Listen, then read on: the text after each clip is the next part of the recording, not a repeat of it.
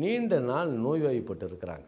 அவங்களுக்கு இந்த நோயிலிருந்து விடுதலையாகி ஒரு மகிழ்ச்சியாக உடல் நலத்தோடு வெளியே வரணும்.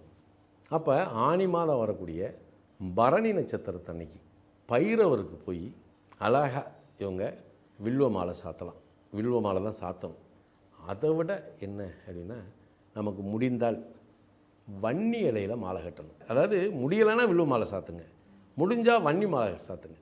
அந்த பைரவருக்கு பரணி நட்சத்திரத்தன்னைக்கு, அதுவும் மாலை பொழுதில், பகலில் போய் பைரவருக்கு பூஜை பண்ணக்கூடாது. ஒன்று அதிகாலை 6 மணிக்கு செஞ்சிடணும், 6 மணிக்கு முன்னாடி அல்லது 6 மணிக்கு பின்னாடி செய்யணும்.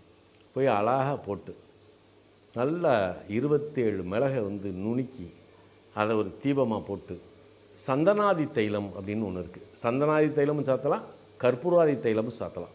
இந்த தைலத்தை பைரவருக்கு சாத்தி அந்த உடல்நலம் இல்லாதவருடைய பெயரை சொல்லி ஒரு அர்ச்சனை பண்ணிவிட்டு அவர் உடல்நலத்துக்காக வேண்டிட்டு வந்தீங்கன்னா, சாகிற நிலையில் இருக்கிறவனையும் எழுப்பி விட்டுறலாம்.